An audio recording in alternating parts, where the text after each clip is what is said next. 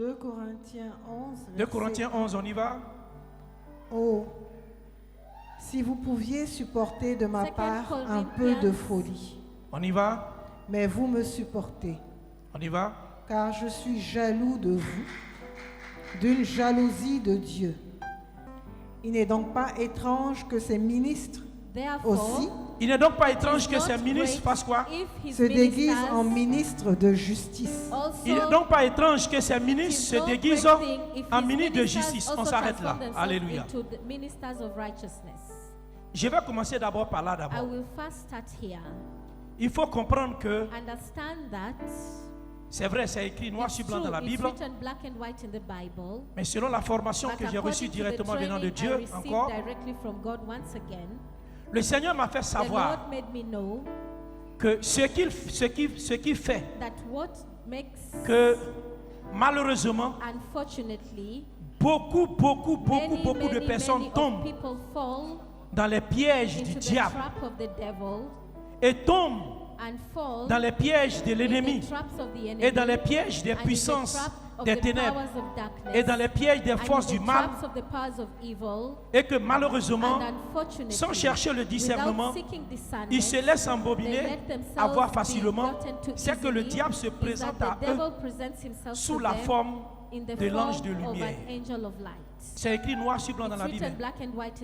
Il se présente à eux sous la forme de l'ange de lumière. Maintenant, je vais vous décrire ce que c'est que l'ange de lumière, pour que vous ayez une idée de ce que c'est que l'ange de lumière. D'abord, souffrez que Satan, nous le savons tous ici, ce n'est pas nouveau pour nous. Satan est un ange. C'est un ange. Et en tant qu'un ange, depuis le ciel, comme on l'a vu la dernière fois, c'était un chérubin protecteur. Il avait la faveur de Dieu. Il avait des grâces exceptionnelles que le Seigneur Dieu a mises à sa disposition. Et n'étant pas satisfait et content de ce qu'il avait reçu, a commencé à convoiter ce que l'autre avait reçu, l'archange Michael avait reçu. Alors qu'ils avaient les mêmes privilèges. Et il n'était pas content que Dieu aime quelqu'un d'autre que lui. Sa jalousie est née de là. Ça s'est manifesté. Ça s'est transformé en rancœur, en colère, en jalousie, en médisance et en toutes sortes d'actions néfastes et négatives que nous connaissons, et nous connaissons bien la suite, jusqu'à oser vouloir se lever contre Dieu et vouloir renverser Dieu. Malheur pour lui, il est tombé sur plus fort que lui. Et Dieu lui-même n'a pas combattu. Dieu a permis que Michael et son armée le combattent et qu'il soit précipité. Et en descendant, qu'est-ce qui s'est passé?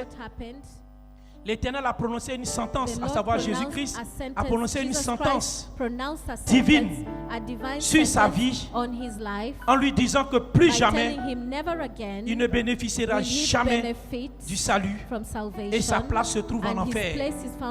Et l'enfer fut créé spécialement pour qui? Pour Satan. Alléluia. Alors qu'est-ce qu'il va faire pour chercher à faire du mal à Dieu? Pour s'en prendre à Dieu, qu'est-ce qu'il va faire? Il va chercher à attaquer les créatures de Dieu, à savoir l'homme. Quand je parle de créatures, je vais faire allusion aux hommes, pas les autres créatures, parce que les anges même sont des créatures aussi. Donc il va s'en prendre à qui? À l'homme. Mais quand je dis l'homme, c'est l'homme normal. Je ne parle pas de l'homme animal. L'homme animal, il ne reçoit pas les choses de l'Esprit de Dieu. Les démons aussi, leur sort est scellé. On ne peut pas faire de délivrance pour un démon. Si on pouvait faire la délivrance d'un démon, Jésus allait faire la délivrance de Judas. Judas était un démon auprès de Jésus, mais Jésus n'a pas fait sa délivrance parce qu'il était prédestiné pour aller en enfer. Donc on ne pouvait rien faire pour lui donner. Amen. Maintenant, il en veut à qui? Aux hommes. Pourquoi? Why? Parce que le pouvoir que les hommes ont, lui il ne l'a pas. Il n'a pas été créé à l'image de Dieu. Ça fait un. Aucun homme n'est créé à l'image de Dieu. Donc là encore il convoite. Il envie les hommes aussi. Et qu'est-ce qu'il va faire? Il va s'en prendre aux hommes. Mais de quelle manière il va s'en prendre aux hommes? Il va venir sous la forme de l'ange de lumière. Parce que s'il vient et qu'il se présente comme étant le diable, mais attends, il faut vraiment être, excusez-moi, un barjot, ou bien vraiment il faut perdre tout ton sens, tous tes sens, pour que tu puisses t'affilier à lui. Ce n'est pas possible. Donc qu'est-ce qu'il fait? Il se transforme en ange de lumière. He transforms into an angel of light. Quelqu'un qui se transforme en ange de lumière, parce qu'au départ il était un chérubin protecteur. Donc il était un as, on dit as brillant. L'ange de lumière, il s'est dit un as brillant. Un as brillant. Mais excusez-moi, mes frères et sœurs, quand vous prenez l'aspect de notre Seigneur, on dit son visage brille plus que le soleil dans toute sa force. Le Seigneur brille. C'est une lumière véritable. Et tout ça. Et quand tu prends aussi les anges qui sont avec Dieu, ils brillent aussi. Même nous-mêmes, nous brillons. Moi-même, je brille. Même si vous ne voyez pas, mais je brille. Je brille dans une enveloppe. Amen. Maintenant, qu'est-ce qu'il fait? Il prend la forme de l'as brillant. Mais en prenant la forme de l'as brillant, qu'est-ce qu'il va faire? Il va venir au contact de l'homme par la forme de l'as brillant. Et comme il sait que les hommes aiment tout ce qui brille, donc il vient au contact de l'homme sous la forme de l'as brillant. Et malheureusement, il utilise une fausse identité. La fausse identité qu'il utilise, c'est quoi? Il va se faire appeler Dieu. Donc, qu'est-ce qu'il va faire? Quand il va se révéler, écoutez-moi bien, quand il va se révéler aux hommes, il va se présenter pour leur dire qu'il est Dieu. Tu vois? Il va se présenter pour leur dire qu'il est Dieu. Le Seigneur m'a dit, le Seigneur m'a expliqué tout ça. Il m'a dit, il va se révéler à eux en tant que Dieu. En se révélant à eux en tant que Dieu,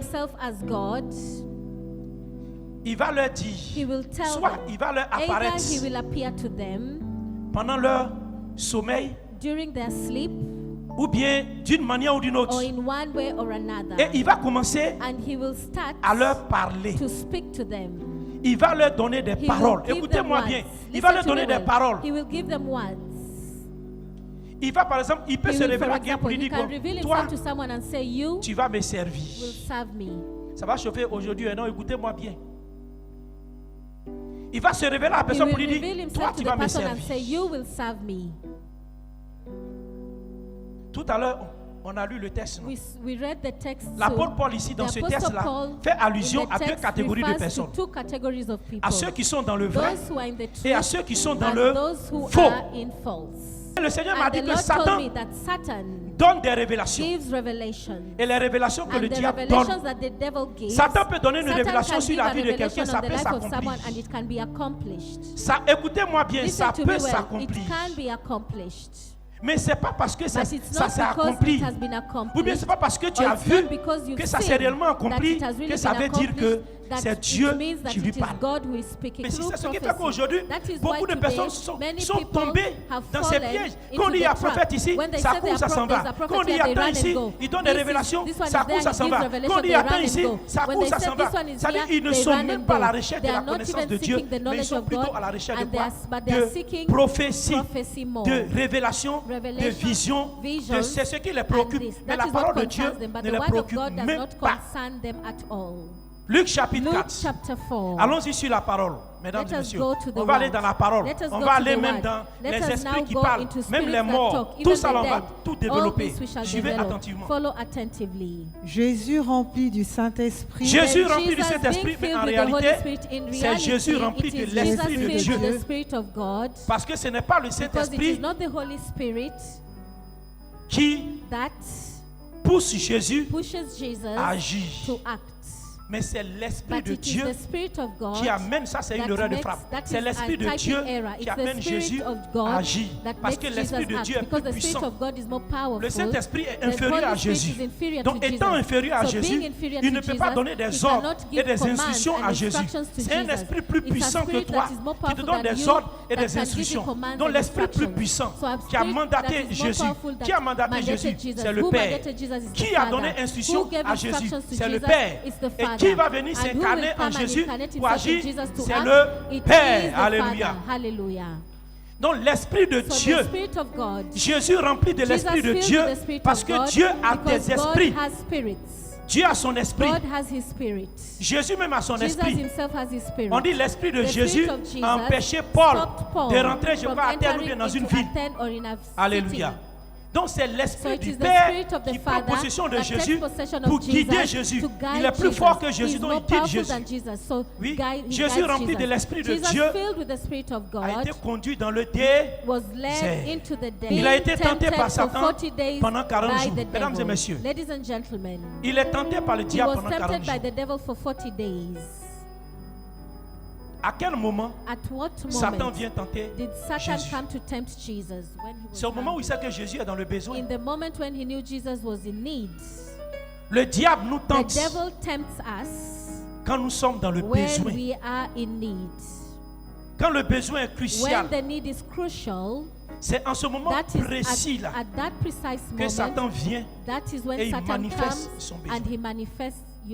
Non, il se manifeste plutôt à nous. Mais Jésus avait faim. Il avait fait 40 jours et 40 nuits. Il n'a pas mangé, il n'a pas bu. Il est affaibli.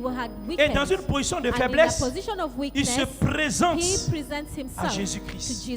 Qui se présente à lui? Satan. Mais quand il vient au contact de Jésus, qu'est-ce qu'il va utiliser? Parce que, écoutez-moi bien, le diable ne peut jamais nous terrasser tant que nous-mêmes nous ne lui prêtons pas le flanc. Mais pour qu'il arrive à terrasser Adam et Ève, c'est parce que Ève lui a prêté le flanc. Mais tant que Ève ne lui prêtait pas le flanc, mesdames et messieurs, Satan avait quel pouvoir pour s'en prendre à Ève ou s'en prendre à Adam? Il ne pouvait pas. Souvent, c'est les portes que nous ouvrons à l'ennemi qui fait que le diable a accès à nous. Parce que Satan, son rôle, c'est de tenter. Il tourne autour de nous comme un lion rugisseur. Mais sauf qu'il ne peut pas nous atteindre tant que nous sommes sous la couverture du Seigneur. Maintenant, ce que Satan peut faire pour pouvoir s'installer ou bien prendre vie, prendre possession de nous, c'est de venir faire quoi? C'est de lui ouvrir la porte. C'est d'accepter les propositions qu'il nous fait. Mais les propositions qu'il nous fait là, il fait ces propositions là au travers de quoi? Au travers de la parole. Pourquoi? Parce qu'il a vécu auprès de Dieu. Il connaît le pouvoir de la parole. Il sait ce que c'est que la parole. Parce que souffrez que Satan connaît aussi la Bible. Même s'il ne connaît pas toutes les profondeurs de la Bible comme Jésus, mais il connaît. Parce que les œuvres plus grandes ont été données à Jésus et non à lui. Mais il a vécu, c'est comme par exemple quelqu'un qui a vécu auprès du berger. Le berger enseigne Jésus créateur. Il connaît. Le berger enseigne cela. Il sait. Le berger enseigne ça. Il y a des choses qu'il sait. Étant auprès du berger, sans même que le berger lui donne l'autorisation, sans même que Dieu lui dise, cet homme qui est auprès de toi, il est prêt à me servir, il se lève, il s'en va créer une église, il s'en va créer un ministère, il s'en va créer ça, il s'en va créer ceci, il s'en va créer cela. Mais il est parti avec quelle bénédiction? Il est parti avec quelle onction? Il est parti avec quelle volonté? Ce n'est pas question de dire non, Dieu a dit à Abraham, quitte ton père, quitte ta mère, va dans le pays que j'indiquerai, c'est différent. Donc qu'est-ce qu'il fait? Le diable va tenter Jésus. La tentation va se mettre sur le chemin de Jésus aussi. Mais à quel niveau? Satan n'a pas donné de prophétie à Jésus. Est-ce que Satan a donné de prophétie à Jésus? Pourquoi? Parce qu'il sait que la prophétie ne peut pas marcher avec Jésus. Non, il vient avec la parole. Et il vient avec quelle parole? Il vient avec la parole écrite. Excusez-moi bien, il vient avec la parole écrite. Qu'est-ce qu'il dit? Écoutez attentivement. Si tu es fils de Dieu, il dit à Jésus, si tu es fils de Dieu, mais en réalité, Jésus l'est ou bien il ne l'est pas. Jésus l'est ou bien il ne l'est pas. Jésus l'est, il est fils. Mais regardez comment il utilise cette parole. Il met une condition là-dessus. Ça veut dire qu'il veut faire vaciller. Il veut faire vaciller quoi? La foi de Jésus. Il veut amener Jésus à renoncer à son identité. C'est pour ça qu'il met la condition si tu es fils. Si tu es. Mais quelqu'un qui est fils, tu ne peux pas lui dire si tu es fils. Moi, si tu viens me dire si tu es fils de Dieu. Mais tu veux que je te réponde comment? Arrière de moi, Satan. Aujourd'hui, quand ils courent derrière les prophètes, ou bien ils courent derrière les prophéties, et qu'ils ont eu une quelconque bénédiction, ces personnes pensent que c'est Dieu qui leur a donné cette bénédiction, alors qu'ils ne savent pas que la mort est dans le pot. Jésus lui répondit, il est écrit. Il est écrit, vous voyez, dans tout ce que nous entendons ici, la réponse est venue de quoi? Des Écritures. Des Écritures. Donc la connaissance, les Écritures, c'est une force que nous détenons. Quand on vous dit de venir vous faire enseigner, ou bien de venir écouter la parole de Dieu, quand on vous dit réécouter les enseignements, c'est dans votre intérêt qu'on vous dit réécouter les enseignements. Plus vous réécoutez les prédications, plus vous êtes fort sur le plan spirituel. Plus vous savez comment contrer l'ennemi. Mais il y a des gens qui on leur demande de réécouter les prédications. Même l'instruction qu'il a donnée, je suis sûr que moins de personnes ont obéi à cette instruction. Je suis convaincu qu'il n'y a pas assez de personnes qui ont obéi à cette instruction que Dieu vous a donnée. En vous disant de réécouter les prédications, vous ne savez pas ce que vous gagnez. Vous avez le temps d'être sur vos ordinateurs, parler au travail, avec vos voitures, parler faire le travail des hommes. Mais pour vous-même, votre propre rechargement spirituel, vous négligez cela. Je me suis convaincu qu'il y a des gens qui n'ont même pas écouté une seule prédication du lundi, du dimanche au lundi. Du dimanche au mercredi. Pourtant, c'est une instruction qu'on vous a donnée. Demain, vous allez venir pleurer devant les gens ici pour dire donc, les choses ne vont pas. Ça ne va pas commencer. Vous ne suivez, vous ne respectez rien. Vous passez plus de temps à vous amuser, à être occupé par des choses du monde, plutôt que d'être occupé par les choses de Dieu. Mais les choses du monde dont vous courez derrière ces choses-là, ces contrats dont vous cherchez, c'est l'argent que vous cherchez, ces bénédictions que vous cherchez. Qui peut ordonner et puis toi tu vas être béni? Il y a une seule personne qui a le pouvoir d'ordonner. Il a un nom, c'est son excellence Jésus-Christ. Alors, même si tu vas au travail, il faut faire même les lèches-poches main devant ton patron. Si il dit il va te renvoyer, si Satan dit de te renvoyer, il va te renvoyer. Si Jésus n'a pas mis son veto là, ils vont te foutre à la porte. C'est parce que le veto du Seigneur est dans les entreprises, dans les sociétés où les enfants de Dieu, les vrais enfants de Dieu sont. Il faut quitter. Il n'a qu'à ouvrir sa bouche pour dire il faut quitter. Il ne peut pas. Parce que ton derrière est lourd. Tu adoreras le Seigneur ton Dieu. Tu adoreras le Seigneur ton Dieu. Regardez aujourd'hui mes frères et sœurs. Quand on prend la louange, quand on prend l'adoration, on est dans l'adoration là. Tu adoreras le Seigneur ton Dieu. Se prosterner, c'est adorer. Se mettre à genoux, c'est adorer. Louer, c'est adorer. Glorifier, bon, tout ça, ça rend. Poser aussi des actions, c'est aussi adorer. Mais vous n'avez pas remarqué que prenez un peu le temps d'écouter les musiques du monde. Combien de fois ces musiques-là attirent plus les hommes que les véritables musiques de Eda JC? Parce que moi, je préfère défendre mes couleurs ici. Qu'est-ce que Jésus a dit? Tu adoreras qui? Le Seigneur ton Dieu. Le Seigneur ton Dieu. Et tu le serviras lui seul.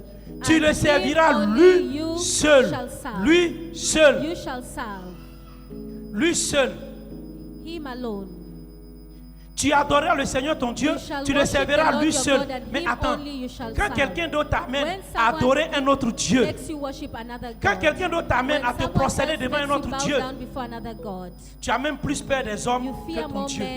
Tu as plus peur de ta femme que de Dieu. Tu as plus peur de ton mari que de Dieu. Il y a un problème. Alors qu'on dit tu adoreras Dieu, on respecte les hommes, on respecte la femme, on respecte les hommes. C'est un droit, c'est un devoir que Dieu nous demande. Mais pour ce qui concerne l'adoration, on doit se méfier. Parce qu'il ne faut jamais que le diable nous amène à adorer un autre Dieu que le Dieu vrai, unique et véritable, à savoir son excellence, Jésus l'éternel Dieu des armées. Alléluia. Mais le diable, qu'est-ce qu'il fait? Il a cette capacité de pousser les gens à adorer d'autres dieux. Mais en t'amenant à adorer d'autres dieux, il te met en parabole avec Dieu. Parce que Dieu, quand tu adores Dieu là, quand tu adores le diable là, qu'est-ce qui se passe? Comme il ne sait pas comment faire pour t'avoir, pour t'atteindre, pour te tuer ou bien pour te détruire là, il te pousse à l'erreur. C'est pour cela que la parole de Dieu a une valeur inestimable. Si seulement on connaissait la valeur de la parole de Dieu, on allait s'accrocher nuit et jour à cette connaissance et à cette parole-là. On y va. Le diable le conduisit encore à Jérusalem. Il envoya à Jérusalem partout. Le plaça sur le haut du temple. Il a dit à Jésus qu'il va lui donner toute cette terre. Mais Jésus même là, qui il est? À qui Dieu a remis tout pouvoir? C'est à Jésus. Quelqu'un, tu as pouvoir en toi. Tu as tout reçu de Dieu. Et puis quelqu'un vient te faire une proposition pour te dire que moi, je vais te donner ça. Je vais te donner la gloire de cette terre. Alors que la gloire de cette terre est déjà dans ta main. Et puis toi aussi dans l'ignorance, vous voyez combien de fois on est ignorant? On est tellement ignorant, on est des ignares. Donc tout ce qu'on nous fait comme proposition, nous on est là, on accepte tout. Tout ça parce que bon, mais on se dit que non, Dieu, c'est Dieu qui est venu comme ça me faire cette proposition pour me sortir de là. Mais c'est faux. Il faut discerner. Il faut réfléchir. Il faut te prier, poser des questions, te poser des questions. Il faut chercher, creuser, puiser. Le Seigneur dit, vous voyez aujourd'hui les multitudes de prophètes qui se promènent partout. Quand on dit un prophète, regardez bien, ça court comme tout le monde s'en va là-bas. Mais Satan là, il peut donner des révélations qui peuvent s'avérer vraies. Mais ce n'est pas Dieu qui a parlé. Tout ça, il utilise pour épater les hommes, pour les avoir. Et malheureusement, vous tombez, souvent les hommes tombent bêtement dans les pieds de Satan. Donc ils ne recherchent pas Jésus, ils recherchent quoi? C'est pour ça que Jésus a dit quoi? Que la parole, il faut t'appuyer sur la parole. Parce que c'est par la parole que moi, il m'a mandaté. C'est ça. On y va. Et il lui dit, si tu es fils de Dieu, jette-toi d'ici en bas. Et il dit à Jésus, s'il est fils de Dieu, il n'a qu'à se jeter. Car il est écrit, il donnera des ordres à ses anges à ton sujet. Il veut tuer Jésus, il veut que Jésus meure.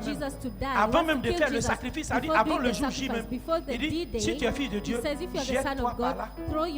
Comme la dernière fois, il disait que si Satan vient te dire, va te tuer. Mais attends, que tu lui obéis, tu vas mourir, tu t'en vas en enfer. Il dit à Jésus de se jeter par terre, que les anges vont l'attraper. Lui-même, il ne se jette pas par terre. C'est à Jésus, il demande de se jeter par terre. Et souvent, les gens lui obéissent en se jetant par terre. Ils se jettent par terre. Donc, il réussit à te tuer. C'est comme ça qu'ils font. Ça, c'est de la sorcellerie à outrance, à un niveau trop élevé. Jette-toi par terre. Et puis, ils se jettent par terre. Ils se soumettent. C'est une forme de soumission. Ils voulaient à tout prix amener Jésus à se soumettre à lui. Vous voyez, mais tant que nous, les enfants de Dieu, nous ne savons pas. Nous ne savons pas être des personnes solides dans le Seigneur. On dit aussi longtemps que l'héritier sera un esclave. Il ne pourra pas jouir de son héritage, tant bien même qu'il a tout. C'est ce que ça veut dire. Parce que là, il entend amener Jésus sous la forme de l'esclavage. Jésus doit lui obéir jusqu'à même aller donner sa vie pour lui. C'est ce qu'il veut amener Jésus à faire. Mais malheureusement, pour lui, Jésus le connaît et Jésus connaît la parole. Jésus va répliquer par la parole. Qu'est-ce que Jésus va lui dire? Il est dit, tu ne tenteras point le Seigneur ton Dieu. Tu ne tenteras point le Seigneur ton Dieu. C'est une tentation. Obéir au diable, c'est tenter Dieu. Tu ne tenteras point le Seigneur ton Dieu. Et malheureusement, il y a beaucoup de personnes qui tentent Dieu. Tu ne tenteras point le Seigneur ton Dieu. Comme les gens se laissent influencer au dehors par les gens, par les femmes, par les trucs. Ce qu'ils leur disent, ce qu'ils mettent dans leur tête, là, c'est sur ça qu'ils fonctionnent. Comme je disais la dernière fois, comme on père dans un ministère, et puis tu as plusieurs pères spirituels ou tu as plusieurs mères spirituelles. Mais attendez. À quel titre l'autre peut te donner une prophétie, une révélation, et puis toi aussi tu acceptes, tu avales ça comme des comprimés, et puis tu dis la personne est dans le vrai. La personne est dans le vrai. Frère, toi tu sais ce qui est vrai par rapport au faux. Tu sais discerner ce qui est vrai et faux. Pourquoi tu n'es pas resté là-bas et puis tu es venu ici? Si tu viens ici, c'est parce que tu veux connaître, tu veux apprendre. Donc quand tu viens, tu te soumets. C'est ce que ça veut dire. Continue de lire. Après l'avoir tenté de toutes ses manières, le diable s'éloigna de lui jusqu'à un moment favorable. On dit s'est éloigné de lui jusqu'au moment favorable. Alléluia. Mais le moment favorable, c'est parce que Dieu est permis. Et le moment favorable, même, c'est qu'il est venu pour empêcher ce que Dieu voulait exécuter comme volonté. Amen. Allons-y sur l'autre passage. Matthieu 24, verset 30. Matthieu 24, verset 12 dit quoi? Le ciel et la terre passeront. Le ciel et la terre passeront. Mais ma parole ne passera point. Amen. C'est un seul verset. On dit le ciel et la terre passeront. Ça veut dire quoi? Tout ce que vous voyez là, ça va passer. Mais la seule chose qui ne passera pas, c'est quoi? C'est la parole. C'est pour montrer la valeur et le pouvoir de la parole. C'est pour amener les hommes à comprendre que quoi? Qu'on doit plus se focaliser, saisir la parole. Au lieu de passer notre temps à courir derrière les prophéties et courir derrière les révélations. On doit marcher selon la parole. Parce que les hommes peuvent vous induire en erreur par leurs prophéties, par leurs révélations. Si Dieu a établi quelqu'un sur toi, c'est lui qui doit te donner des paroles, pas quelqu'un d'autre. Parce que si tu ne sais pas faire le discernement, tu ne sais pas faire la part des choses, tu vas tomber facilement dans les pièges de l'ennemi et c'est la mort assurée qui t'accompagne. Donc la parole de Dieu est une chose importante que nous devons tous chercher à tous les niveaux. On doit s'enraciner dans la parole de Dieu. Il y a des gens qui ne sont pas solides dans la parole. C'est pourquoi que chaque fois qu'une situation prévaut ou bien arrive dans leur vie, ces personnes succombent facilement. Elles succombent très facilement. 1 Samuel 28. 1 Samuel 28, écoutez. Verset 7. On est dessus. Verset 7. On est dessus. Et Saül dit à ses serviteurs. Écoutez bien le message. Cherchez-moi une femme qui évoque les morts. Cherchez-moi une femme qui fait quoi? Évoque les morts. Qui évoque les morts. C'est-à-dire une femme qui interroge les morts. Écoutez attentivement le message. D'abord de 1. Qui Saül allait consulter? Une femme quoi? Nécromancienne. Qui parle aux morts, qui communique avec les morts, qui a, d'après ce que nous avons lu, a le pouvoir de faire sortir les morts et de parler aux morts. Mais ce que vous ne savez pas, mesdames et messieurs, d'aucuns diront que ici, c'est l'Éternel qui a parlé. Ou bien il s'agissait de Saül. Mais je vais vous dire, mesdames et messieurs, que ici, il ne s'agit pas de Saül. Il s'agit du diable. Il s'agit de Satan. Quand on dit le diable se transforme en ange de lumière, il s'agit de Satan. Si c'était Dieu qui avait envoyé Saül,